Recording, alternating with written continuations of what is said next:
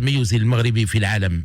إذا ننتظر، ستذرف دموعنا وسنتغنى دموع الفرح طبعا، سنتغنى بهذا الإنجاز الكبير، أيادينا على قلوبنا طبعا، لأن المسألة مرتبطة بهذا التميز الذي دامت فيه المحن لأزيد من 50 سنة.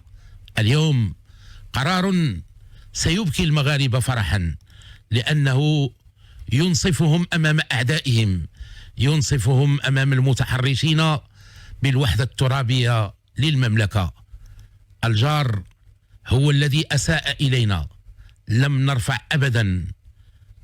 نرفع أبدا لافتة مكتوبة عليها سنغادر السكن، لأن جارنا هو جار السوء. أبدا أبدا أبدا. لقد قمنا بمد الأيادي لنتعلم من ملوك الدولة العلوية الشريفة. الملك العبقري الحسن الثاني طيب الله تراه، مبدئ المسيرة الخضراء، علمنا أن نبقي على خط الدفاع عن النفس. لم نتهجم ولم نهجم، بل إن وارث سره جلالة الملك محمد السادس حفظه الله سار على دربه عندما جدد، وكان ملكا مجددا، جدد الإعلان في أن الوطن غفور رحيم، وكانت تلك إشارة إلى الأبناء المغرر بهم من أبناء الصحراء المغربية. كان هذا العنوان وكانت عناوين أخرى إلى أن وصلنا إلى هذه اللحظة التاريخية. أيدينا على قلوبنا، ننتظر هذا القرار التاريخي لمجلس الأمن الدولي. مجلس الأمن يشرب في محتوى قرار لإحدى الدول العظمى في العالم التي آمنت في أن المملكة المغربية هي أول دولة في العالم تعترف باستقلال أمريكا، الولايات المتحدة الأمريكية. نحن الحليف المؤتمن بالأمانة، نحن الحليف الذي ظل دوما بالمصداقية، وظل دوما بالقيم والتاريخ، وظل دائما يبني أسس العلاقات الدولية وفق ملوك الدولة العلوية الشريفة الذين يرسمون معالم الطريق حتى هذه اللحظة في هذا المسار التاريخي الذي جعل الملكنا الهمام يعود إلى قلب الشجرة الإفريقية في موقف تاريخي بالدخول إلى الكرسي المستحق، كرسينا داخل شجرتنا الإفريقية، عندما عادت المملكة إلى حظيرة الاتحاد الإفريقي، وألقى جلالة الملك خطابا تاريخيا لا زال في ذاكرة الأفارقة كأصدقاء وكقارة محبوبة. إذن جولات مولانا الهمام في قارة إفريقيا والاكتساح الكبير داخل القارة انتقل إلى 5 قارات، واليوم الأمم المتحدة مجلس الأمن يقرر المصير. أكيد وبكل تأكيد لن نستبق الأحداث إن قلنا أن المغاربة سيخرجون عن بكرة أبيهم اليوم مساء ليجوبوا الشوارع ويهتفون بحياة صاحب الجلالة ويتغنون بهذا الإنجاز العظيم.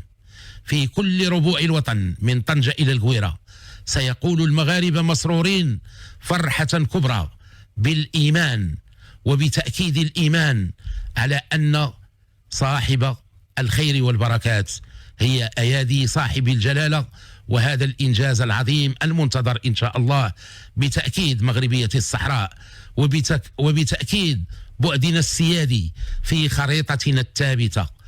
الله الوطن الملك رمز الوحدة ورمز الفخر، ولكن من طنجة إلى القويرة راية المغرب ترفرف، فلننتظر مع المنتظرين، وإن شاء الله الفرحة عارمة، وستكون طبعا حتى داخل محطتنا الإذاعية الأولى على صعيد المملكة رياضيا، محطة راديو مارس، سيكون هناك برنامج استثنائي وبرامج استثنائية ومواكبة لكل الجماهير الفرحة في شوارع المملكة الشريفة من طنجة إلى القويرة.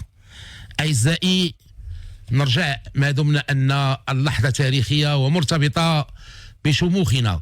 لا صوت يطغى اليوم على صوت الصحراء المغربية، ونحن نطل على الذكرى الخمسينية التي ستكون فيها الرياضة كأول حزب في العالم. الرياضة ستكون حاضرة في قلب الصحراء المغربية لتتغنى باحتفالية خاصة طيلة أيام ذكرى المسيرة الخضراء. إذن أعزائي، ندير وقفة كيحمل قبعة رئيس الجامعة الملكية المغربية لكرة القدم. مغربي أنا مغربي،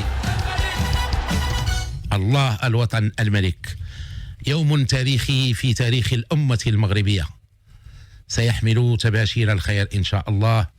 نأمل أن تصلنا هذه التباشير من قلب الأمم المتحدة، وبالضبط من مجلس الأمن، يعني في حدود الساعة 3 أو 3:30 إلى 4 يأتينا الخبر اليقين. الصحراء مغربية، وكما قال جلالة الملك حفظه الله: المغرب في صحرائه والصحراء في مغربها. إذن أعود إلى فوزي القجاع للأمم 2025.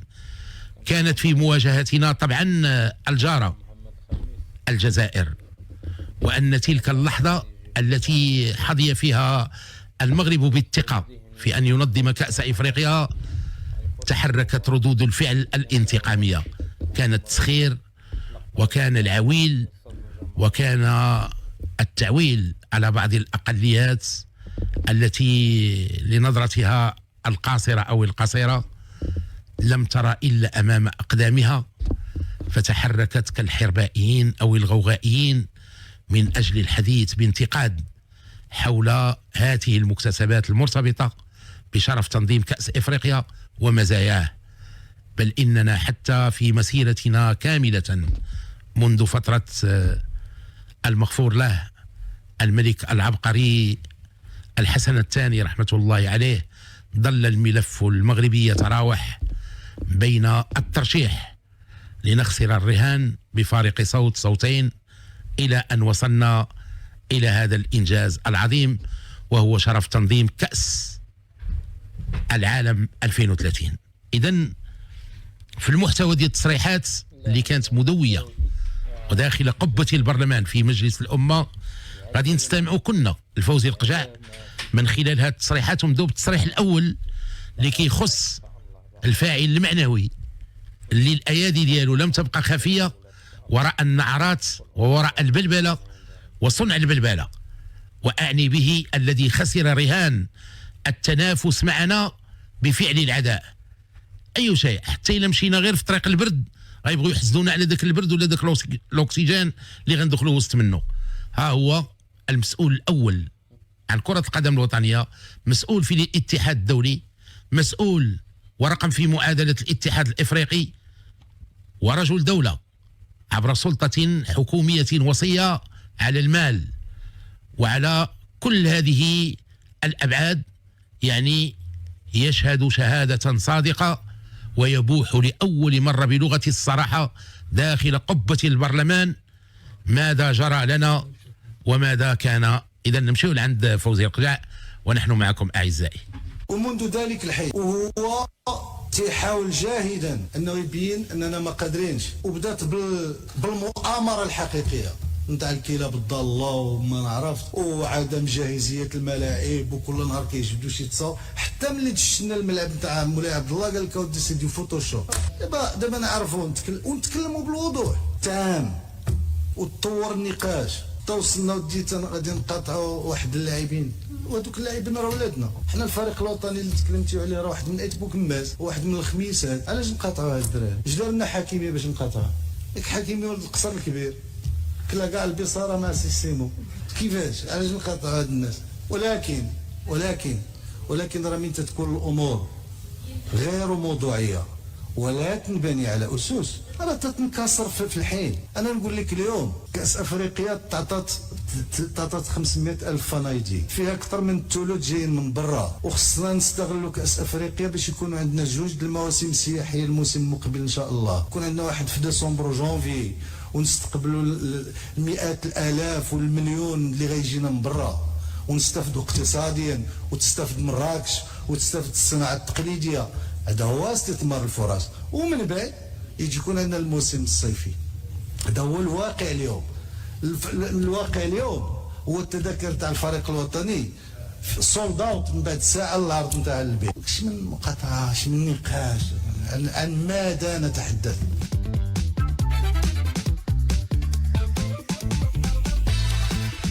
إذا هذه تصريحات ديال فوزي القجاع رئيس الجامعة الملكية المغربية لكرة القدم، وبصفته كذلك وزير على قطاع حكومي مسؤول عن المالية، تصريحات واضحة. إذا الآن كيتكلم على أن اللحظة اللي انطلق فيها العداء ديال الناس اللي كانوا كينافسونا على كأس إفريقيا 2025. حصلنا على هذا الشرف ديال تنظيم كأس إفريقيا 2025. انطلق العداء، انطلق للتشكيك، انطلق من أجل الاستهداف الباطل حول كرامتنا وشموخنا الكروي. بداو كيروجوا للأباطيل وللأكاذيب وبفبركة مشاهد مغلوطة. الملاعب وصل المسؤول ديالنا باش يوصف بأنهم بلغوا حتى المركب الرياضي مولاي عبد الله اللؤلؤة اللي كينخرط في أول جيل معتمد لدى لا فيفا باش يكون أول تصميم بالمعايير ديال 2030 أول بلد في العالم كيتوافق مع التصاميم ومع الجيل ديال 2030 هو المملكة المغربية الشريفة. قال لك الفوتوشوب هو على اللسان ديال فوزي القجاع. داروا الأباطيل باش تبلغ في الوصف ديال أننا نتعرضوا إلى الغدر وإلى السموم في الترويج. هادشي يمكن الكلاب الضالة وما كيديروهش تجاه فريسة. الكلاب الضالة إذا يمكن وقفتي مسالم تمد أيديك بالخير، هذيك الكلاب الضالة يمكن تشفق عليك وتقول ودي هذا ما شميت فيه الريحة ديال العدوانية، وممكن أنه كيتسلح بواحد الإيمان ديال سلاما سلاما سلاما سلاما وماشي ضعف باش يتجنب العويل ديال الكلاب الضالة. ف بني البشر اللي خيروا الله على كل الكائنات أن نصل إلى هذه المرتبة ديال العداء في التشكيك، في التسخير، في الفبركة، في الاستهداف. هذه سموم يعني جروح لا تندمل بسهولة، إلى درجة أن في التنوير اللي جا في وقته لأن القافلة تسير،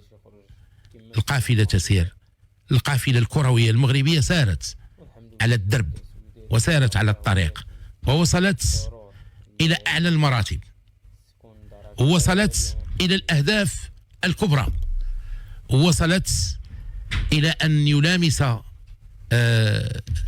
رقيها والعلو ديال المكانة ديالها العالم كله بدون استثناء. إذا عبد اللطيف المتوكل غيكون معايا في المرافقة باش نناقشوا ونحلوا هاد التوجه ديال فوزي القجاع على مستوى هاد التصريحات المدوية داخل قبة البرلمان، والتي ردت عن الأكذوبة أو عن الأكذوبة التي صدقها الأعدائيون وروجوها ليقوم بعض الحربائيين بترديدها خطأ ضد مصالح بلدهم وضد حقوق بلدهم. وفي هذه التصريحات كانت هناك تعرية وكان هناك تنوير وكان هناك أبعاد هي التي كنا نتحدث عنها، ولكننا لم نكن نحن المصدر الموثوق، المصدر المعلوم من أجل الإدلاء بهذه التصريحات، وهي اللي وصلنا لها اليوم هي اللي وصلنا لها. عبد اللطيف متوكل. الو اهلا وسهلا سي فؤاد مسكوت، تحيه ليك وتحيه للطاقم التقني المرافق لك وتحيه للمستمعين الكرام. طبعا انت اليوم اجازه اسبوعيه ديال يوم الجمعه، جمعه المسلمين، ولكن نبغي ناكد بان الاهميه ديال اللحظه ديال اليوم التاريخيه. جمعه مباركه سي فؤاد لكل المستمعين وجميع الاصدقاء. قلت جمعة مباركة للمسلمين، قلت جمعة مباركة. طبعا هذا عيد المسلمين، ويا ربي الدعاء ديال اكيد ان كل المغاربه اللي غادي يسجدوا اليوم في هذا اليوم ديال هذا عيد المسلمين اللي هو يوم الجمعة غادي يدعيو معنا اولا في القرار يكون تاريخي ان شاء الله لفائده كما هو منتظر لفائده الطرح الذي يقرره مجلس الأمن بمغربية الصحراء وبسيادتنا على وطننا من طنجة إلى القويرة.